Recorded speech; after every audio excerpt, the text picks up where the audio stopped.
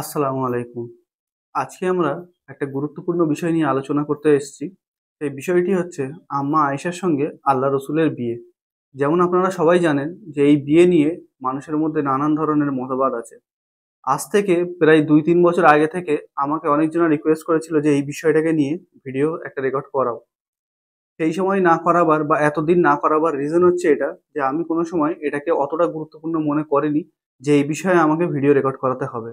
তার কারণ কিছু জিনিস এমন হয় যেই বিষয়ে কেউ যদি ইখতিলাফ করে সে একটা মূর্খ, বোকা, নিয়ত খারাপ তার। এই কারণে সে সেই বিষয়টাকে নিয়ে আলোচনা করছে। যেই মতের উপরে কারোর ইখতিলাফ নেই সেই ধরনের কোনো মতকে নিয়ে কেউ যদি কটূক্তি করে বা খেলা তামাশা করে তার মানে বোঝা যায় যে সে কোনো জ্ঞানী বা ইলমি ব্যক্তি না। সে জ্ঞানের মাধ্যমে কোনো জিনিস ক্রিটিসাইজ করছে না। তার উদ্দেশ্য শুধু আর শুধু ইসলামকে খাটো করা। সেই কারণে আমি কোনো সময় এটাকে গুরুত্ব দেইনি। এখন ভিডিওটা রেকর্ড করানোর উদ্দেশ্য হচ্ছে এটা, যেমন আপনারা জানেন যে আমাদের একটা সিরিজ চলছে, যারা হাদিস অস্বীকারী তারা যেইসব প্রশ্নগুলো হাদিসের ওপরে তুলে দাঁড় করিয়েছে সেই সব প্রশ্নগুলোর উত্তর দেওয়ার জন্য। উদ্দেশ্য এটাই যে তাদের কথা শুনে যারা মনে করছে যে হ্যাঁ এটা সত্যি এমন একটা দিক যেটা ইসলামকে ছোট করা যায় বা নবীর চরিত্রের ওপরে আঙুল ওঠে, তাদের জন্য এই ভিডিওটা রেকর্ড করানো বা এই ধরনের যে ভিডিওগুলো রেকর্ড করানো হচ্ছে শুধু আর শুধু তাদের জন্য, নাকি তাদের জন্য যারা হাদিসের ওপর প্রশ্ন তুলে দাঁড় করিয়েছে। বলতে পারেন এটা যে তাদের প্রশ্নের উত্তর দেওয়া হচ্ছে কিন্তু উদ্দেশ্য তাদেরকে স্যাটিসফাই করার না। তাদের ভেতরে বেসিক নলেজ নেই যে আমরা কোন জিনিসটাকে স্বীকার করতে পারি আর কোন জিনিসটাকে অস্বীকার করতে পারি। সেই কারণে তাদেরকে বোঝানো বেকার। অনেকজনে এমনও আছে তাদের ভেতরে যারা ফান্ডের দ্বারা এই জিনিসটা করছে যাতে কি ইসলামকে খাটো করতে পারে বা মুসলমানদের মধ্যে ফিতনা সৃষ্টি করতে পারে। আবার অনেকজন এমনও আছে যারা মুখলিস, তারা মনে করে যে হ্যাঁ এই জিনিসগুলো প্রশ্নের একটা দিক রাখে, সেই কারণে তারা এই জিনিসগুলোর উপর প্রশ্ন তুলছে। যারা খালিস নিয়েতে এই জিনিসগুলোর উপর প্রশ্ন তোলে বা এই জিনিসগুলোকে বোঝার চেষ্টা করছে তাদের জন্য এই ভিডিওটা রেকর্ড করানো। বাকি যারা পয়সা খেয়ে ইসলামকে ছোট করার চেষ্টা করছে তাদের জন্য কিন্তু এইসব ভিডিওগুলো রেকর্ড করানো হচ্ছে না। এতটুকু কথা বলে আমরা আমাদের লেকচারের দিকে যাব। যেমন আমি বললাম যে আজকে যে আমাদের বিষয় খুবই বিতর্কিত, খুবই সেন্সিটিভ। এই বিষয় নিয়ে নানান ধরনের ঝগড়া, ঝামেলা, ফাসাদ হয়ে আছে অলরেডি। সেই সমস্ত দিকগুলোকে আমরা মাথায় রেখে লেকচারটাকে আমি রেকর্ড করাবার চেষ্টা করব। এই লেকচারের মধ্যে যে বিষয়গুলো নিয়ে আমরা আলোচনা করব সেগুলো হচ্ছে এই যে আম্মা আয়েশার সঙ্গে আল্লাহ রসুলের বিয়ে হয়েছিল এর সমস্ত ইতিহাসকে নিয়ে আমরা আলোচনা করব। এর সঙ্গে সঙ্গে শেষে যেটা একটা শর্টেতে আমি কিছু আলোচনা করব সেটা হচ্ছে আল্লাহ রসুলের যে 11টা স্ত্রী ছিল বা উনি যে 11টা বিয়ে করেছিলেন সেটাকে নিয়ে হালকা আলোচনা করে আমরা এই ভিডিওটাকে সমাপ্ত করব বা এই টপিকটাকে সমাপ্ত করব। কিন্তু তার আগে আমরা এই যে আম্মা আয়েশার সঙ্গে আল্লাহ রসুলের বিয়ে এটাকে আমরা বিস্তারিতভাবে আলোচনা করব। আলোচনা শুরু করার আগে আমরা দোয়া করে নিই। আউযু বিল্লাহি মিনাশ শাইতানির রাজিম, বিসমিল্লাহির রহমানির রহিম। রাব্বি ইশরাহ লি সাদরি ওয়া ইয়াসসির লি আমরি ওয়াহলুল উকদাতাম মিন লিসানি ইয়াফকাহু কওলি। রব্বি ইয়াসসির ওয়া লা তুয়াসসির ওয়া তাম্মিম বিল খায়র। লা হাওলা ওয়া লা কুওয়াতা ইল্লা বিল্লাহিল আলিয়্যিল আযীম। আল্লাহুম্মা সাল্লি আলা মুহাম্মাদিন ওয়া আলা আলি মুহাম্মাদ। আজকে আমি এই ভিডিওটাকে কিছু প্রশ্ন দ্বারা তৈরি করেছি। সেই প্রশ্নগুলো আমরা সর্বপ্রথম তুলে ধরব, তারপরে তার উত্তরটা বোঝার আর জানার চেষ্টা করব। এখানে সর্বপ্রথম প্রশ্ন যে এই যে আম্মা আয়েশার সঙ্গে আল্লাহ রসুলের বিয়ে হয়েছিল, এই যে বিয়েটা হয়েছিল এটা একটা ঐতিহাসিক রেকর্ড। সর্বপ্রথম প্রশ্ন যেটা এখানে উঠে দাঁড়ায় সেটা হচ্ছে যে এই বিয়েটা কি আদেও হয়েছিল? যদি হয়েছিল তাহলে এই বিয়ের মধ্যে কোনো রকম কি কারোর সন্দেহ পোষণ আছে? কোনো মুহাক্কিক, কোনো মুহাদ্দিস, কোনো ঐতিহাসিককার যারা ইতিহাস লিখেছে, যারা সিরাত লিখেছে, যারা হাদিস লিখেছে, তানাদের মধ্যে কি এমন কেউ আছে যারা বলেছেন বা যে বলেছেন যে এই ঘটনাটা বা এই যে ইতিহাসটা আছে এটা মিথ্যা? তাহলে এর উত্তরে আমাদের জেনে রাখা দরকার যে এর মধ্যে কোনো রকম ইখতিলাফ নেই। এই যে আম্মা আয়েশার সঙ্গে আল্লাহ রসুলের বিয়ে হয়েছিল এর মধ্যে কোনো দুটো রায় পাওয়া যায় না। এর মধ্যে একটাই রায় পাওয়া যায়, সেটা হচ্ছে যে হ্যাঁ আম্মা আয়েশার সঙ্গে আল্লাহ রসুলের বিয়ে হয়েছিল। এটা আমাদের যত মুহাদ্দিস হোক যারা হাদিসের কিতাব লিখেছেন, যত মুহাক্কিক হোক যারা সেগুলোকে তাহকিক করেছেন, যত ঐতিহাসিককার হোক যারা ইতিহাস লিখেছেন ইসলামের, যত সিরাত গ্রন্থকার হোক যারা আল্লাহ রসুলের উপরে সিরাত লিখেছেন, এমনকি যেসব নন মুসলিম আছে, অমুসলিম, তারা যে আল্লাহ রসুলের জীবনীকে নিয়ে বই লিখেছেন তার মধ্যেও এই ঘটনাটাকে, এই সত্যটাকে তারা তুলে ধরেছেন যে আম্মা আয়েশার সঙ্গে আল্লাহ রসুলের বিয়ে হয়েছিল। তাহলে প্রথম প্রশ্নের যে উত্তর আমরা পেলাম যে আম্মা আয়েশার সঙ্গে যে আল্লাহ রসুলের বিয়ে হয়েছিল এটা সর্বসম্মত মত, এর মধ্যে কোনো রকম ইখতিলাফ পাওয়া যায় না। এবারে আসুন দ্বিতীয় প্রশ্ন। আমরা জেনে নিলাম যে আম্মা আয়েশার সঙ্গে তো আল্লাহ রসুলের বিয়ে হয়েছিল, কিন্তু এই বিয়েটা কোন সময় হয়েছিল এই বিষয়ে যেটা সর্বসম্মত মত সেটা হচ্ছে এই যে আম্মা আয়েশার সঙ্গে আল্লাহ রসুলের বিয়ে 10 নববীতে বিয়ে ঠিক হয়। অনেকজনা বলে যে এই সময় বিয়েও হয়ে গেছিল, অনেকজনা বলে যে না, এই সময় বিয়ের আল্লাহ রসুল প্রস্তাব দেন, আবু বকর রাদিয়াল্লাহু আনহু এটাকে গ্রহণ করে নেন। তবে দুটোর ব্যাপারেই কিন্তু তেমন কোনো ইখতিলাফ নেই যে এখানে বিয়েটাকে অস্বীকার করা হচ্ছে। বেসিক্যালি এই যে বিয়ে হয়ে গিয়েছিল বা এই যে প্রস্তাব দেওয়া হয়েছিল এর মধ্যে সামান্য কিছু ইখতিলাফ আছে। তারপরে যেটা বলে যে এই যে 10 নববীতে মানে নবুয়ত পাওয়ার 10 বছরে আম্মা আয়েশার সঙ্গে আল্লাহ রসুলের বিয়ে ঠিক হয় বা বিয়ে হয়ে যায়, তারপরে যখন সংসার শুরু হয়, এই যে সংসার শুরু না হওয়ার কারণে কিছু মানুষ বলেছে যে তখন বিয়ে হয়নি, তখন শুধু কথা হয়েছিল। আর যারা বলছেন বিয়ে হয়ে গেছে তারা বলে যে বিয়ে হয়ে গিয়েছিল কিন্তু রুখসাতি হয়নি। রুখসাতি মানে স্ত্রী স্বামীর ঘরে যায়নি। এই ব্যাপারে যে মতটা আছে যে প্রথম হিজরিতে বা দ্বিতীয় হিজরিতে আম্মা আয়েশার সঙ্গে আল্লাহ রসুলের যে রুখসাতি সেটা হয়। আম্মা আয়েশার রুখসাতি হয়, আল্লাহ রসুলের সঙ্গে আম্মা আয়েশা সংসার শুরু করেন। তো মোটা মোটা কথা যেটা আমরা বুঝতে পারলাম যে আম্মা আয়েশার সঙ্গে আল্লাহ রসুল যে বিয়ে হয়েছিল সেটা হচ্ছে 10 নববী থেকে 2 হিজরির মধ্যে মধ্যে। এই সময়ের মধ্যে মধ্যে ওনাদের বিয়ে হয়ে গিয়েছিল, সংসার শুরু হয় কেউ বলে যে প্রথম হিজরিতে, কেউ বলে দ্বিতীয় হিজরিতে, মানে বিয়ের 3 বছর পরে আর বিয়ের 4 বছর পরে। তবে যেটা হাদিসের মধ্যে আসে বুখারী মুসলিমে, সেখানে কিন্তু আম্মা আয়েশা বলেন যে আমার বিয়ের 3 বছর পরে আমি সংসার শুরু করি। তার মানে এখানে বোঝা যায় যদি 10 নববীতে আম্মা আয়েশার সঙ্গে আল্লাহ রসুল বিয়ে করেন তাহলে প্রথম হিজরিতে সংসার শুরু হয়, আর যদি 11 নববীতে আম্মা আয়েশার সঙ্গে আল্লাহ রসুলের বিয়ে হয় তাহলে 2 হিজরিতে সংসার শুরু হয়। এই ছিল সামান্য মত পার্থক্য। 3 নম্বর প্রশ্ন, যেই সময় আম্মা আয়েশার সঙ্গে আল্লাহ রসুলের বিয়ে হয় সেই সময় এমন কি কেউ ছিল জানারা বা যারা এই বিয়েতে আপত্তি জানায়? এটা একটা অনেক গুরুত্বপূর্ণ প্রশ্ন। অনেকজনা যারা না বলেন আম্মা আয়েশার বয়সকে নিয়ে, তাদের এখন যে তারা প্রশ্নটা তুলে ধরছেন যে এটা একটা অসামাজিক কাজ ছিল, কিন্তু এই যে অসামাজিক কাজটা যারা 1400 বছর পরে বলছেন, সেই সময় যদি এটা অসামাজিক কাজ হতো, 6 বছরে বিয়ে হয়েছে কি 9 বছরে হয়েছে, 16 বছরে হয়েছে কি 19 বছরে হয়েছে, এটা সেকেন্ডারি কথা। এই যে পয়েন্টটা আছে বয়সের ব্যাপারটা, এটা নিয়ে আমরা পরে আলোচনা করব। প্রথম যে জিনিসটা আমাদেরকে বুঝে নিতে হবে যে আম্মা আয়েশার সঙ্গে যে আল্লাহ রসুলের যেই সময় বিয়ে হয়, এই বিয়েতে কাউয়ের কি কোনো ইখতিলাফ ছিল? কেউ কি বলেছিল যে এটা অসামাজিক কাজ হয়েছে? এর উত্তর হচ্ছে যে এমন কেউ ছিল না। যারা আল্লাহ রসুলের উপরে ঈমান এনেছেন, না তানারা জানার মেয়েকে বিয়ে করছেন আবু বকর রাদিয়াল্লাহু আনহু, না তিনি না তানার স্ত্রী, যাকে বিয়ে করছেন আম্মা আয়েশা, না তিনি না তার বোন না তার রিলেটিভ, কেউ না। ইমানদারদের মধ্যে কেউ এমন ছিল না যারা আল্লাহ রসুলের এই বিয়ের ওপরে প্রশ্ন তুলেছিলেন। দ্বিতীয়ত, যারা ইমান আনেনি, কাফের ছিল, সেই সময় আমরা যদি সিরাতের গ্রন্থ পড়ে দেখি বা ইতিহাসের গ্রন্থ পড়ে দেখি, আল্লাহ রসুলের এমন কোনো আমল ছিল না যার মধ্যে যদি সামান্যতম ক্রিটিসাইজের জায়গা থাকতো তাহলে সেটা কাফেররা করেনি, সেটা করেছে।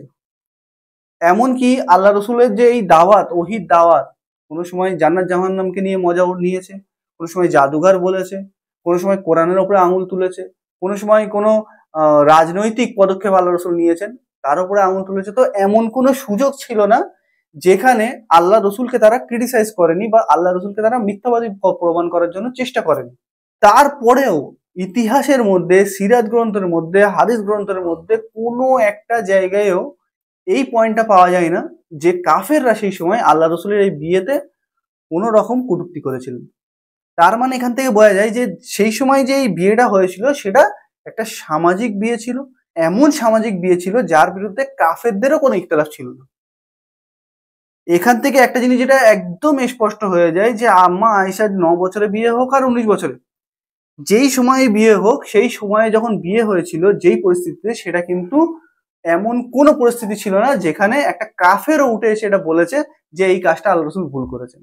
এই পয়েন্টটা আমাদেরকে মাথায় রাখা দরকার।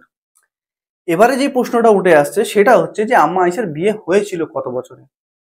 সত্যিই কি 6 বছরে বিয়ে হয়ে 9 বছরের রুখসাতি হয়েছিল, নাকি 16 বছরে বিয়ে হয়ে 19 বছরে রুখসাতি হয়েছিল?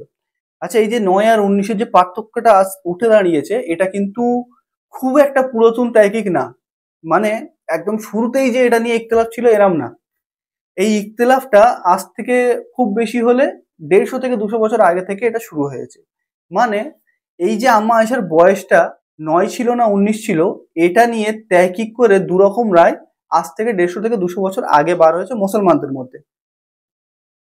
তার আগে কিন্তু এই বয়স নিয়ে কোনো রকম ইখতিলাফ ছিল না। সর্বপ্রথম যে মতামত, যে আম্মা আয়েশার যারা বলে যে 6 বছর বয়সে বিয়ে হয়েছিল, 9 বছর বয়সে রুখসাতি হয়েছিল, এই বিষয়টা আমাদের যে বুখারী মুসলিম বা হাদিসের গ্রন্থ আছে সেই গ্রন্থের মধ্যে কিন্তু এই বয়সটা উল্লেখ হয়েছে। আম্মা আয়েশা নিজেই রেওয়ায়াত করে বলে যে আমার বিয়ে হয়েছিল 6 বছর বয়সে, রুখসাতি হয়েছিল 9 বছর বয়সে। যেমন মনে করুন কিছু আমাদের মূল মূল গ্রন্থ যেগুলো আছে সেটা ইমাম বুখারী শরীফ। ইমাম বুখারীর জন্ম যদি আমরা দেখি 194 হিজরিতে, আর মৃত্যু যদি আমরা দেখি 256 হিজরিতে, মানে বোঝা যায় 200 থেকে 250 হিজরির মধ্যে মধ্যে উনি যে হিস্ট্রিটা, ইতিহাসটা রেকর্ড করেছিলেন বা কপি করেছিলেন আদার্স যে কেতাবগুলো ছিল সেই কেতাব থেকে, সেখানে উনি যেই মতটা রেখেছেন সেটা হচ্ছে যে আম্মা আয়েশার 6 বছর বয়সে বিয়ে হয়, 9 বছর বয়সে রুখসাতি হয়। এই সেম কথায় ইমাম মুসলিমও বলেন। ইমাম মুসলিমের জন্ম হচ্ছে 206 হিজরিতে, মৃত্যু হচ্ছে 261 হিজরিতে। ইনিও এই যে 200 থেকে 250 হিজরির মধ্যে কেতাব লিখেছিলেন, তার মধ্যেও ইনি এই সেম মতই গ্রহণ করেছেন। অথচ বুখারী আর মুসলিমের রাবি কিন্তু সম্পূর্ণ আলাদা। বুখারী যেই হাদিসটা কোনো চেইন থেকে নিয়েছেন সেটা কিন্তু ইমাম মুসলিম নেননি। ইমাম মুসলিম নিজের চেইন আছে, ইমাম মুসলিম ডাইরেক্ট কিন্তু বুখারীকে কপি করেনি। তা সত্ত্বেও দুজনের মত সেম হয়েছে যে হ্যাঁ, আম্মা আয়েশার যে বিয়ের বয়স ছিল সেটা 6 বছর ছিল, আর রুখসাতির যে বয়স ছিল সেটা কিন্তু 9 বছর ছিল।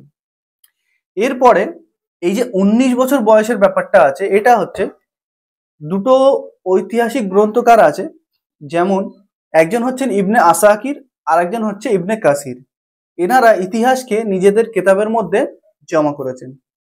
সেখানে ইবনে আসাকির বলেন আর ইবনে কাসিরও বলেন আম্মা আয়েশার যে বোন ছিল আসমা বিনতে আবি বকর, এনার মৃত্যু 100 হিজরিতে হয়। আর এনার যখন মৃত্যু হয় তখন এনার বয়স ছিল 76 বছর বয়স। এই হিসেবে ওনারা বলেন যে প্রথম হিজরিতে আসমা রাদিয়াল্লাহু তাআলা আনহার বয়স ছিল 27 বছর। তো যদি আম্মা আয়েশা আসমা রাদিয়াল্লাহু তাআলা আনহার থেকে 10 বছরের ছোট হন, তাহলে তানার বয়স হওয়া দরকার 17 বছর। কিন্তু এই মতটা এনারা নিজে উল্লেখ করেনি। এনারা শুধু এতটুকুই লিখেছেন যে আসমা রাদিয়াল্লাহু তাআলা আনহার বয়স 73 বছর বয়সে উনি মৃত্যুবরণ করেন। এনারা শুধু এই মতামতটা বা এই রায়টা নিজেদের কেতাবের মধ্যে লেখেন। সেই রায় থেকে ম্যাথামেটিক্সের দ্বারা ক্যালকুলেট করে বলা হয়, যদি আসমা বিনতে আবি বকর রাদিয়াল্লাহু তাআলা আনহার বয়স 27 হয়, তাহলে আম্মা আয়েশার বয়স 17 হওয়া দরকার। তো এই ছিল দুটো যে বয়সের গ্যাপ, এটা এখান থেকে আসে। কিন্তু ইম্পর্টেন্ট ব্যাপার যেটা হচ্ছে, এই যে আমি বললাম যে ইবনে আসাকির যে কেতাব লিখেছেন, ইবনে আসাকিরের যদি আমরা কেতাব দেখি, এনার জন্ম 499 হিজরিতে, মানে মনে করুন 500 হিজরিতে, আর এনার মৃত্যু হচ্ছে 571 হিজরিতে। এখান থেকে স্পষ্ট বোঝা যায় যে এনার যে এই মতামতটা হয়েছে বা ছিল, সেটা 500 বছর পরে, 500 থেকে 550 বছরের মধ্যে উনি এই কেতাবটা লেখেন, গ্রন্থটা, তার মধ্যে উনি কিন্তু এটা উল্লেখ করেন। আর তারপরে যদি আমরা দেখি ইবনে কাসির রহমাহুল্লাহর জন্ম হচ্ছে 701 হিজরিতে, আর উনি দুনিয়া থেকে যান, মৃত্যুবরণ করেন 774 হিজরিতে। ইবনে কাসির রহমাহুল্লাহ যে কেতাব লিখেছেন সেটা 700 থেকে 750 হিজরির মধ্যে মধ্যে। তো আমরা যেটা শুরুতে একদম ইতিহাসটা পেলাম, যেখানে ইমাম বুখারী এবং মুসলিমের মধ্যে মুহাদ্দিস যারা এই কলটাকে সহি সনদ দ্বারা মানুষের সামনে এনেছিল, সেখানে কোনো ইখতিলাফ ছিল না 500 বছর পর্যন্ত। 500 বছর পরে ওনার যে এই রায়টা হয় ইবনে আসাকিরের, উনি কিন্তু ইখতিলাফ করেনি। ওনার কাছে যেটা পৌঁছিয়েছে সেটা ভুলও হতে পারে। ইবনে কাসির রহমাহুল্লাহ উনিও নিজের কেতাবে এটাকে কপি করেন, কিন্তু ওনারা আম্মা আয়েশার বয়সকে নিয়ে কিন্তু কোনো আলোচনা করেন। এখান থেকে ইস্তেহাত করে 150 থেকে 200 বছর আগে এই রায়টা বার করা হয়েছে যে আম্মা আয়েশার বয়স হতে পারে 9 জায়গায় 19 ছিল। আশা করি আমরা এই ইখতিলাফটা ভালো করে বুঝতে পারলাম। কেউ যদি মনে করে যে আম্মা আয়েশার বয়সকে আমরা 9 থেকে 19 করে দিলে কাফেরদেরকে আমরা স্যাটিসফাই করে দেবো, আমার মনে হয় এটা সম্পূর্ণ ভুল ধারণা। তার কারণ আল্লাহ রসুলের যখন বিয়ে হয় আম্মা আয়েশার সঙ্গে, আল্লাহ রসুলের বয়স ছিল 53 থেকে 55 বছর। তো 53 থেকে 55 বছরের সঙ্গে আপনি যদি আজকালকার সময়ের যুগের মতো ভাবনা চিন্তা করতে যান, সেটা কিন্তু যদি 29 বছর মেয়ের সঙ্গেও বিয়ে হয় তাও কিন্তু আপনাদের অড মনে হবে, যতক্ষণ না সেটা 49 হয়ে যাচ্ছে। বা 39 হয়ে যাচ্ছে, তবুও মেনে নেওয়া যায়, হ্যাঁ 15 বছরের গ্যাপ আছে। কিন্তু আপনি যদি 9-কে 19 করে দেন, তারপর আপনি যদি মনে করেন যে কাফেরদেরকে আমি স্যাটিসফাই করে দেবো, এটা তাহলে আমাদের খামখেয়ালি ভুল ধারণা, এটা কোনোদিনই হবে না। আর আমি যেমন শুরুতে বললাম, এটা বোঝার জন্য প্রশ্ন তুলছে না, এরা ইসলামকে খাটো করার জন্য প্রশ্ন তুলছে। একটা তো হয় ইলমি তাহকিক, ইলমি কোনো রকম কোনো কথা, যে জ্ঞানের মাধ্যমে কোনো ইখতিলাফ আমি করছি। এদের যে আইডিওলজি আছে বা এদের যে প্রশ্ন তোলার কারণ হচ্ছে, এটা কোনো জ্ঞানের ভিত্তিতে না তো, এটা তো শুধু আর শুধু ইসলামকে ছোট করার জন্য। তো তাদেরকে স্যাটিসফাই করতে গিয়ে আমি কেন হাদিসের কেতাবের মধ্যে তারিফ করতে যাব, বা আমার বয়সের মধ্যে আমি তারিফ করতে যাব।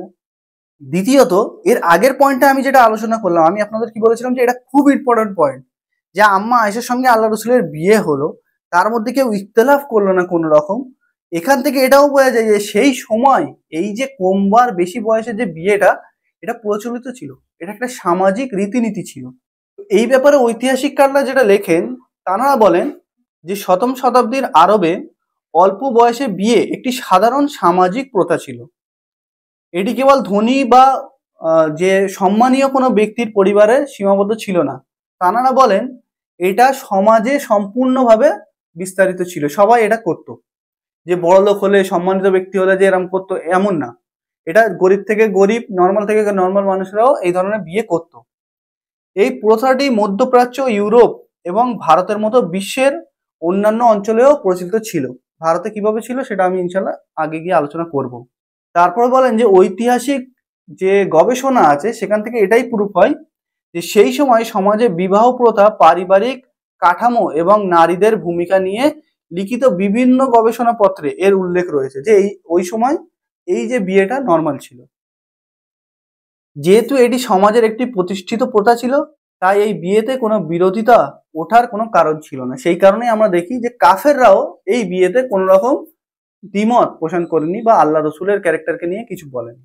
তো এই যে আমরা যেই পর্যায়ে চলে এলাম আলোচনাটাকে নিয়ে, আমরা একটা জিনিস যেটা ক্লিয়ার হয়ে গেলাম, যে আম্মা আয়েশার সঙ্গে আল্লাহ রসুলের বিয়েতে কোনো রকম কোনো ইখতিলাফ ছিল না, সেটা 19 বছরে হোক চাই 9 বছরে হোক। হাদিসের মধ্যে বা সঠিক রেওয়ায়তে আমরা যেটা পাই, সেটা 9 বছরই কিন্তু আমরা পাই। আর এই যে 9 বছরের বিয়েটা, এটা ঐতিহাসিককাররাও বলে যে সেই সময় এটা নর্মাল ব্যাপার ছিল। আর শুধু সেটা আরবের মধ্যে না, পুরো বিশ্বের মধ্যে এমন অনেক জায়গা ছিল যেখানে এটা নর্মাল ছিল। এবারে আমরা যেই টপিকটাকে নিয়ে আলোচনা করেছিলাম, যে আম্মা আয়েশার বিয়ের যে ঐতিহাসিক প্রেক্ষাপট আছে, পটভূমি আছে, সেটা কতটা মজবুত, সেখানে কিন্তু আমরা এমন কোনো কনফিউশন পেলাম না যেখান থেকে আমাদের মনে কোনো রকম কোন ধরনের ভুল ধারণা হতে পারে, বা আল্লাহ রসুলের ক্যারেক্টারকে নিয়ে কোনো ভুল ধারণা হতে পারে।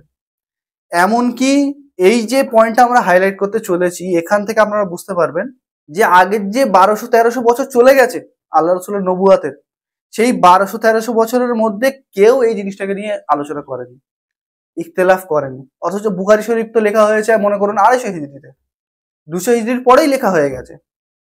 বুখারী শরীফ ইমাম বুখারী নিজে থেকে কোনো হাদিস নিয়ে আসেনি, তিনি তার আগের কিতাব থেকে কপি করেছে, মানে তার আগেও ছিল এটা। তার মানে বোঝা যায় যে 1200 বছর 1300 বছরে এই বিষয়টা নিয়ে কোনো ইখতিলাফ হয়নি। কেন? তার কারণ হচ্ছে যে এটা কোনো ইখতিলাফি বিষয় ছিল না। তাহলে আসুন আমরা এবারে দেখি যে এই ইখতিলাফটা শুরু হলো কিভাবে আর করলো কে।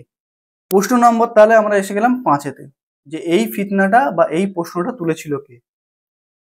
1924 সালে একটা কেতাব লেখা হয়, কেতাবটার নাম ছিল রঙ্গিলা রসুল। এই কেতাবের পর্যবেক্ষণকাররা, মুহাক্কিকরা বলেন যে ব্রিটিশ ভারতে লাহোর থেকে একটি নামহীন লেখক এই বইটি লিখেছিলেন। মানে লাহোর থেকে একজনা এই বইটা লিখেছিলেন, কিন্তু সে ছাপায়নি, সেটা ছাপায় একটা হিন্দু প্রকাশক। এই বইটি মহানবী মুহাম্মদ সাল্লাল্লাহু আলাইহি ওয়াসাল্লামের ব্যক্তিগত জীবন, বিশেষ করে তার বিবাহিত জীবন নিয়ে আপত্তিকর ও অপমানজনক মন্তব্য করেছিল। যে এই যে ক্রিটিসিজমটা ছিল, এটা কোনো জ্ঞানের বা ইলমের মাধ্যমে ছিল না, এটা শুধু আর শুধু নবীকে ছোট করার জন্য ক্রিটিসিজম ছিল বা বইটা লেখা হয়। এই বইটা যখন প্রকাশ পায় তখন মুসলমানদের মধ্যে খুব তীব্র উত্তেজনা তৈরি হয়। এই যে ভাষা ইউজ করেছিল সেই বইয়ের মধ্যে, বা এই যে মন্তব্য আলোচনা করেছিল, যে বিষয়গুলো নিয়ে আলোচনা করেছিল, সেই বিষয়গুলোর উপরে মুসলমানরা কিন্তু আবেগী হয়ে পড়ে। ক্ষোভ হওয়ার কারণে ব্রিটিশ ভারতে এই যে বইটা লেখার কারণে বা এই ধরনের আলোচনা না যেন হয়, আল্লাহ রসুলের ক্যারেক্টারের উপর কোনো রকম যেন আলোচনা না হয়, সেই কারণে আইন লিপিবদ্ধ করা হয়। আমাদের ইন্ডিয়ার কনস্টিটিউশনেও যেই নবীজির গুস্তাখের জন্য শাস্তি আছে, এটা কিন্তু তার আগে থেকে ছিল। ব্রিটিশ ভারতে এটা কিন্তু সর্বপ্রথম লেখা হয়, বা এটা কিন্তু সর্বপ্রথম আমলে আসে যে না, এই ধরনের আলোচনা করা যাবে না। তো এত দূর পর্যন্ত আমরা যতটুকু আলোচনা করলাম, সেটা শুধু আর শুধু যে প্রশ্নগুলো উঠে আসে আল্লাহ রসুলের বিয়েকে নিয়ে আম্মা আয়েশার সঙ্গে, সেগুলোকে নিয়ে আমরা এটাও জানতে পারলাম যে এই যে আলোচনাটার উৎপত্তি কোথা থেকে হয়, আর এই যে ক্রিটিসিজমটা বা আল্লাহ রসুলের উপরে নোংরা আলোচনা, এটা কে শুরু করে। এবারে আমরা ইসলামের কিছু মৌলিক জিনিসগুলোকে বোঝার চেষ্টা করব, যেগুলো এই বিয়ে রিলেটেডই, আর যেগুলো আম্মা আয়েশার সঙ্গে আল্লাহ রসুলের যে বিয়ে হয়েছিল তার সঙ্গে জড়িত। পয়েন্ট নাম্বার 6, ইসলামে একজন মহিলাকে বিয়ে করার জন্য কত বয়স নির্ধারিত করা হয়েছে? এমন কোনো বয়স কি ইসলামে নির্ধারিত করা হয়েছে? আপনি যদি ইসলামের পুরো কোরআন, সহিহ হাদিস, সমস্ত সিরাত ঘেঁটে নেন, যত ফিকার কেতাব আছে পড়ে নেন, সেখানে কিন্তু আপনি কোনো জায়গায় পাবেন না যে ইসলাম বিয়ের বয়সকে বাঁধাধরা করে দিয়েছে। কোরআনের আর হাদিসের নির্দেশ একদম স্পষ্ট যে বিয়ের জন্য বয়স না, বিয়ের জন্য ম্যাচুরিটি প্রয়োজন। যার বিয়ে হচ্ছে তার এই ব্যাপারে জ্ঞান বুদ্ধি হওয়া দরকার, নাকি শুধু বয়সে বড় হয়ে গেলে হবে। কোরআনে আল্লাহ সুবহানাহু ওয়া তাআলা বলেন সূরা আন-নিসা 4 নম্বর সূরা 6 নম্বর আয়াতে, আর তোমরা ইয়াতিমদেরকে পরীক্ষা করতে থাকো যে পর্যন্ত না তারা বিয়ের বয়সে উপনীত হচ্ছে। তারপর তাদের মধ্যে যদি তোমরা বুদ্ধি বিবেচনা ও বিচক্ষণতা দেখতে পাও, তাহলে তাদের সম্পদ তাদের হাতে অর্পণ করো। মানে বিয়ের বয়সের জন্য যে আল্লাহ নির্ধারণ করেছেন সেটা কি? বুদ্ধি বিবেচনা, তার সঙ্গে বিচক্ষণতা দেখানো। এর মানে হচ্ছে এটা, যার জ্ঞান বুদ্ধি হয়ে গেছে, আর দ্বিতীয়ত যে সংসার করার জন্য নিজে তৈরি আছে, যে হ্যাঁ আমি সাংসারিক জীবন করতে পারবো। এটা গেল মেয়েদের জন্য। ছেলেদের জন্য আল্লাহ রসুল বলেছেন, মুসলিম শরীফে হাদিস আছে, আল্লাহ রসুল বলেন, হে যুব সমাজ, তোমাদের মধ্যে যে দাম্পত্য জীবনের ব্যয়ভার বহন করতে সক্ষম সে যেন বিয়ে করে, কারণ তা দৃষ্টিকে নিচু করে এবং লজ্জাস্থানকে হেফাজত করে। আর যে সক্ষম না, সে যেন সিয়াম পালন করে, কারণ তা তার জন্য এই যে যৌন কামনা আছে সেটাকে কন্ট্রোল করে রাখবে। এই হাদিস থেকে স্পষ্ট বোঝা যায় যে একটা ছেলের বিয়ে করার জন্য যেমন লাস্টের যে কথাটা এলো যে রোজা রাখবে, যাতে কি যৌন কামনাকে সংরক্ষণ করতে পারো। যৌন কামনা হওয়া তো এটা প্রয়োজন, তার সঙ্গে হাদিস যেখান থেকে শুরু হচ্ছে সেখানে আল্লাহ রসুল বলছে যে দাম্পত্য জীবনের ব্যয়ভার যদি তুমি ওঠাতে পারো, মানে খরচপাতি। শুধুই তুমি যদি মনে করো ম্যাচিওর হয়ে গেছো বা অ্যাডাল্ট হয়ে গেছো মানে বিয়ে করে নিতে পারবে, এরম না। বিয়ের যে সাংসারিক জীবন আছে সেটাকে তুমি যদি চালাতে পারো ফাইন্যান্সিয়ালি, তাহলে তুমি বিয়ে করবে। এই দুটোই জিনিস একজন ছেলে ও একজন মেয়ের জন্য ইসলামে বাঁধা ধরা করে দেওয়া হয়েছিল, কোনো বয়স নির্ধারণ করা হয়নি। এর সঙ্গে আরো একটা প্রশ্ন যেটা উঠে আসে, 7 নম্বর প্রশ্ন, এই যে ইসলামে এই যে বাঁধা ধরা করে দেয়নি বিয়ের বয়সটা, এটা কি শুধু ইসলামই করেনি, নাকি এটা এই যে আমরা 100 বছরের ইতিহাস দেখা পাচ্ছি এর আগে এটা ছিলই না, বা 200 বছরের আগে এটা ছিলই না?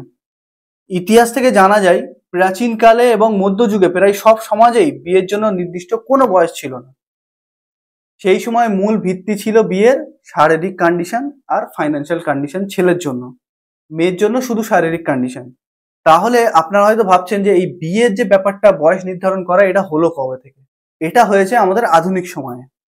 কোন সময়? মূলত 19 শতাব্দীর শুরুতে ও 20 শতাব্দীতে সামাজিক সংস্করণ আন্দোলন, নারীর অধিকার এবং শিশুদের সুরক্ষার ধারণার প্রসারের সাথে সাথে এই আইনটা প্রণয়ন করা হয়। প্রথম দিকে এই আইনগুলোর উদ্দেশ্য ছিল মূলত বাল্য বিবাহকে বন্ধ করা, বিশেষ করে মেয়েদের ওপর এর ক্ষতিকর প্রভাব থেকে রক্ষা করা। সেই সময় এই বয়স সীমা ছিল আজকের তুলনায় অনেক কম। 19 শতাব্দীর শেষ দিকে ইউরোপে মেয়েদের জন্য বিয়ের বয়স নির্ধারণ করা হয়েছিল 12 থেকে 13 বছর। ভারতের মধ্যে এই যে জিনিসটা শুরু হয় বয়স নির্ধারণ, এটার মূল যে কারণ উঠে দাঁড়ায় সেটা ছিল সতীদাহ প্রথা। সতীদাহ প্রথা নামে একটা প্রথা আমাদের ভারতে চালু ছিল। এই বিষয়টা ছিল এমন, সতীদাহ প্রথা ছিল প্রাচীন ভারতের একটি কুপ্রথা, যেখানে কোনো হিন্দু বিধবা নারীকে তার মৃত স্বামীর চিতায় জীবন্ত জ্বালিয়ে দেওয়া হতো। এই প্রথাটি কেবল অমানবিক ছিল না, বরং অনেক ক্ষেত্রে সম্পত্তি দখল আর পারিবারিক সম্মান রক্ষার অজুহাতে নারীকে জোর করে এই আমলটা করা হতো। 19 শতকের শুরুতে ব্রিটিশ ঔপনিবেশিক সরকার ভারতে এই প্রথার ব্যাপারে উদাসীন ছিল। রাজা রামমোহন রায়ের মতো সংস্কারক এবং কিছু ব্রিটিশ মিশনারির ব্যাপক আন্দোলনের ফলে সতীদাহ প্রথার বিরুদ্ধে জমত গড়ে ওঠে, মানে তার বিরুদ্ধে একটা প্রোটেস্ট শুরু হয়। রাজা রামমোহন রায় নিজে তার ভাতৃবধূকে সতীদাহের শিকার হতে দেখেছিলেন, যা তাকে এই প্রথার বিরুদ্ধে আরো দৃঢ় প্রতিজ্ঞ করে তোলে। তিনি বিভিন্ন লেখালেখি ও যুক্তিতর্কের মাধ্যমে প্রমাণ করেন যে সতীদাহ কোনো ধর্মীয় প্রথা না, বরং এটি একটি সামাজিক অপরাধ। তার এই প্রচেষ্টা এবং জনসচেতনা বৃদ্ধির ফলস্বরূপ 1829 সালে governor general Lord William Bentinck একটি আইন পাশ করে সতীদাহ প্রথাকে সম্পূর্ণরূপে বেআইনি ও দণ্ডীয় অপরাধ হিসেবে ঘোষণা করে দেয়। যদিও এই আইন প্রণয়নের পরেও এই প্রথা পুরোপুরি বন্ধ হতে পারেনি, মানে আমরা যেমন জানি যে কোনো আইন নিয়ে এলেই যে সঙ্গে সঙ্গে সেটা বন্ধ হয়ে যাবে এমন না, তারপরেও কিছু সময় লেগেছিল এটা বন্ধ হওয়ার জন্য। রাজা রামমোহন রায়ের নিরলস সংগ্রাম এবং ব্রিটিশ সরকারের আইনের কারণে শেষ পর্যন্ত এই অমানবিক প্রথাটি ভারত থেকে বিলুপ্ত হয়। ভারতের প্রথম আইন ব্রিটিশ ভারতে 1929 সালে প্রথম বাল্যবিবাহ প্রতিরোধ আইন, যা সারদা অ্যাক্ট নামেও পরিচিত, পাশ হয়। এই আইন অনুযায়ী বিয়ের জন্য মেয়েদের সর্বনিম্ন বয়স 14 বছর এবং ছেলেদের জন্য 18 বছর নির্ধারণ করা হয়। সময়ের সাথে সাথে বিয়ের এই বয়স পরিবর্তন হতে থাকে। এর মূল কারণ ছিল শিক্ষার বিস্তার, স্বাস্থ্য সচেতনা বৃদ্ধি এবং নারী পুরুষের সমান অধিকার। 1978 সালে ভারত সরকার সারদা অ্যাক্ট সংশোধন করে মেয়েদের বিয়ের বয়স 18 বছর এবং ছেলেদের জন্য 21 বছর নির্ধারণ করে দেয়। বর্তমান সময়ে বিশ্বের অধিকাংশ দেশেই এখন আইনগতভাবে মেয়েদের বিয়ের সর্বনিম্ন বয়স 18 বছর। অনেক দেশে এই বয়স ছেলে ও মেয়েদের উভয়ের জন্য সমান, আবার অনেক দেশে এই বিয়ে বয়স মেয়েদের জন্য 18 বা ছেলেদের জন্য বেশিও হতে পারে। তো এই যে বয়স নির্ধারণ করা, এটা কিন্তু আমরা যদি দেখি 200 বছর আগে থেকে শুরু হয়। 100 বছর আগে এই জিনিসটাকে একটা কমপ্লিট ভাবে সংবিধান হিসেবে মানে গ্যারান্টেড করে দেওয়া হয় যে এটাই নিম্ন বয়স, এর নিচে কিন্তু কেউ কোনো মেয়েকে বিয়ে করতে পারবে না বা নিজে মেয়ে বিয়ে করতে পারবে না, আর ছেলেও 21 বছরের কমে কিন্তু বিয়ে করতে পারবে না। এই আইনটা মানে সম্পূর্ণভাবে লাগু করে দেওয়া হয়। তার আগে কিন্তু এমন কোনো আইন ছিল না। এর কারণ হলো সময়ের সাথে সাথে কিন্তু আমরা দেখেছি যে মানুষ কমজোর হয়েছে। নর্মালি যদি আমরা আজ থেকে 100 বছর আগে দেখি, বা আমাদের যে যারা বেঁচে আছেন জীবিত আছেন আমাদের দাদা দাদি বা আরো আত্মীয় সম্পর্কিত যদি কেউ থাকে, আপনারা দেখবেন যে তানারা কিন্তু যেইভাবে আজ আছেন, আমাদের কিন্তু তার অর্ধেক বয়সেই তানাদের মতো শরীরের কন্ডিশন হয়ে যাচ্ছে। তো এটা থেকে বোঝা যায় যে আগে যে কন্ডিশনটা ছিল মানুষের শরীরের, সেটা কিন্তু এখনকার থেকে বেশি মজবুত ছিল। সেই কারণেও এটা নির্ধারণ করা প্রয়োজন মনে হয়নি। আর এই যে নিয়মটা লাগু করার সর্বপ্রথম কারণ ছিল মহিলাদের জীবিত জ্বালানোর কারণে। সর্বপ্রথম রিজন কিন্তু এটা ছিল না যে কম বয়সে বিয়ে হয়ে যাচ্ছে। রিজন সর্বপ্রথম এটা ছিল যে কম বয়সে বিয়েটা না, বরং তাদেরকে স্বামীর সঙ্গে পুড়িয়ে দেওয়া। তারপরে আস্তে আস্তে মানুষ সচেতন হয়, এটাকে আপগ্রেড করে করে আজ আমরা এই জায়গায় এসে পৌঁছিয়েছি।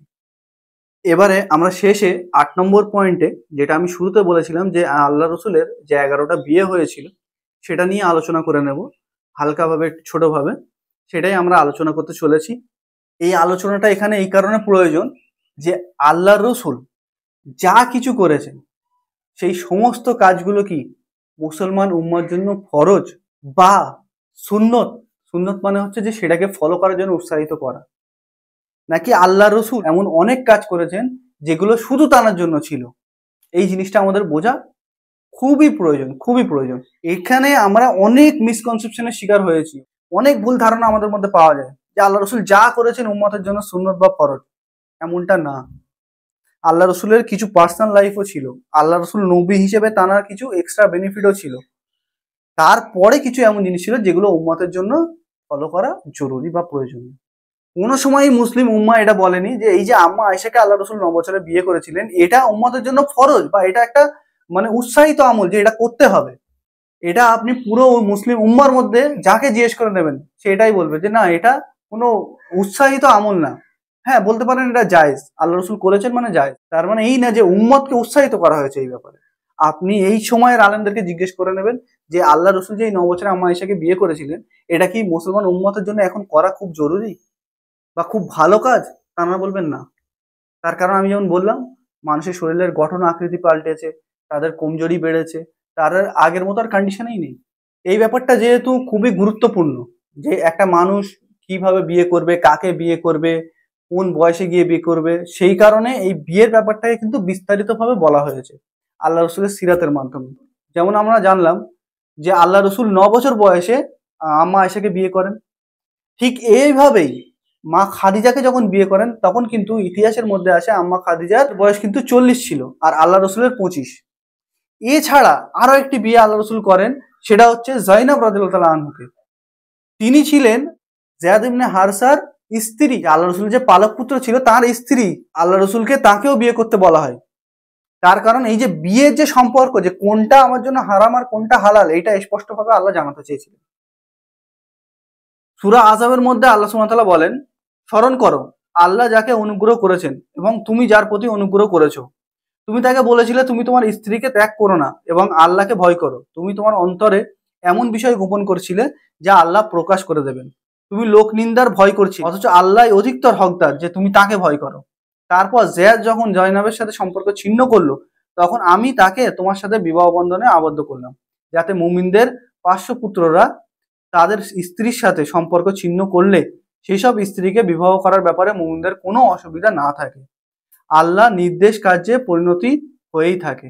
আল্লাহ যেটা নির্দেশ করেন সেটা আমলের দ্বারা পরিণতি হয়েই থাকে। অথচ আমরা যে আম্মা আয়েশাকে নিয়ে এত, ওনার বিয়েকে নিয়ে আমরা চিন্তা ভাবনা করি, আলোচনা করি, এই যে যায়েদ ইবনে হারসার স্ত্রীকে আল্লাহ রসুল বিয়ে করেন, সেই সময় যদি আপনি দেখেন সিরাত গ্রন্থে, হিস্ট্রি গ্রন্থে কাফেররা মহামারী শুরু করে দিয়েছিল। কি হইচই না করেছে, আল্লাহ রসুলকে কিভাবে না ক্রিটিসিজম করেছে, যে কি নবী কি আমল করেছে, নিজের ছেলের বউকে বিয়ে করে নিয়েছে। এবার ভেবে দেখুন, এটা হচ্ছে ক্রিটিসাইজ, যেটা হিস্ট্রি কেতাবের মধ্যে রেকর্ড হয়। আল্লাহকে কোরআনের আয়াত নাজিল করতে হয়েছে এর সাপোর্টে। তাহলে এখানে আমরা যে ব্যাপারটাকে নিয়ে স্পষ্ট হলাম, যে বিয়ের ব্যাপারটাকে আল্লাহ রসুলের সিরাত দ্বারা আমাদের কাছে স্পষ্ট করে বলা হয়েছে। এই যে আল্লাহ রসুল কম বয়সের মেয়েকে, বেশি বয়সের মেয়েকে, নিজের পালক পুত্র বউকে, স্ত্রীকে বিয়ে করেছিলেন, এগুলো সমস্ত ছিল উম্মতের জন্য একটা নিদর্শন, যে তারা সঠিক রায় পর্যন্ত পৌঁছাতে পারে। এবারে চলে আসুন, এই যে সুন্নত আর ফরজের মধ্যে আমরা যে পার্থক্যটা তৈরি করেছিলাম, এই ব্যাপারে আমরা জেনে এই আলোচনাটাকে ইনশাল্লাহ শেষ করব। সুন্নতের দুটো ফার্ম হয়। আমার একটা হাদিসের ব্যাপারে রেকর্ড আছে, লেকচার আপনারা দেখবেন, সেখানে হাদিস নিয়ে, সুন্নত নিয়ে আমি ডিটেলে আলোচনা করেছি। আমি মনে করি সেই ভিডিওটা যদি কোনো মানুষ দেখে, হাদিস বা সুন্নতের ব্যাপারে তার কোনো ইখতিলাফ বা মতভেদ থাকবে না, বা কোনো কনফিউশন থাকবে না। সুন্নত দু রকমের হয়। নাম্বার ওয়ান, যেখানে আল্লাহ রসুল এমন কোনো কাজ করেছেন, সেই কাজটা মানুষের জন্য, উম্মতের জন্য করা ফরজ। মানে আল্লাহ কোরআনের মধ্যে কোনো বিধান দিয়েছেন, সেই বিধানটাকে আল্লাহ রসুল আমল করে দেখিয়েছেন, যে এই বিধানটার এইভাবে আমল করতে হয়। সেই আমল করার পরে সে যেইভাবে আল্লাহ রসুল আমল করেছেন, সেইভাবে আমল করা হচ্ছে উম্মতের জন্য ফরজ। এটা হচ্ছে একটা ক্যাটাগরির সুন্নত। আর একটা সুন্নত হচ্ছে এমন, যে আল্লাহ রসুল নিজের লাইফে অনেক কিছু করেছেন। তাহাজ্জুদের নামাজের ব্যাপারে কোরআনের মধ্যে আসে, তাহাজ্জুদের নামাজ আল্লাহ রসুলের উপরে ফরজ করা হয়েছিল। এটা উম্মত চাইলে করতে পারে, না চাইলে নাও করতে পারে। দ্বিতীয় জিনিস হচ্ছে সোয়ামে বিলাস, মানে আল্লাহ রসুল একসঙ্গে 3-4 দিন রোজা করতেন। যখন ওনার সাহাবীরা এটা করতে চান, তখন আল্লাহ রসুল বলেন যে না, এটা আমার জন্য স্পেশাল, এটা তোমরা পারবে না। তো এই যে 3-4 দিন একসঙ্গে রোজা করা, এটা কেউ চাইলে করতে পারে, জায়েজ, কিন্তু এটা আল্লাহ রসুলের শেখানো আমল না। 3 নম্বর পয়েন্ট হচ্ছে সাদকা। এই যে আমরা জাকাত বা সাদকা দিই কাউকে হেল্প করার জন্য, এই হেল্পটা আল্লাহ রসুলের আহলে বাইতের জন্য নেওয়া হারাম ছিল।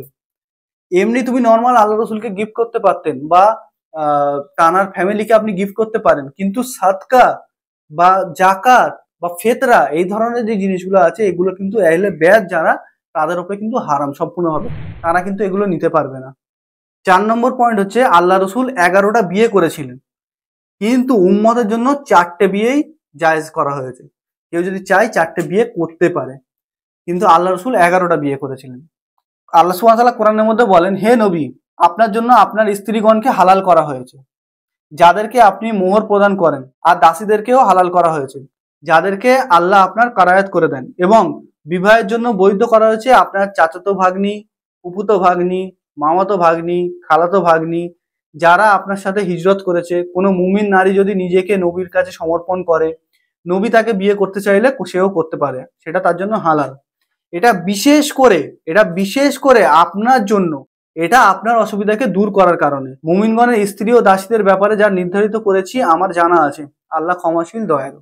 মানে এই যে আল্লাহ রসুলের 11টা বিয়ে, এটা কিন্তু উম্মতের কারোর জন্য প্রযোজ্য ছিল না, শুধু শুধু আল্লাহ রসুলের জন্য স্পেশাল ছিল। আমরা ইতিহাসের মধ্যে, হাদিসের মধ্যে এটাও জানতে পারি যে যাদের 10টা 11টা বিয়ে ছিল, আল্লাহ রসুল বলছে যে তোমাদেরকে ডিভোর্স দিতে হবে, বাকিদেরকে 4জনকেই রাখতে পারবে, বাকিদেরকে ডিভোর্স দিয়ে দিতে হবে। এবারে চলে আসুন হাদিসে যদি আমরা পড়ি, বুখারী শরীফে হাদিস আছে 268 নম্বর। আনাস ইবনে মালিক বলেন যে আল্লাহ রসুলের 11 জন স্ত্রী ছিলেন।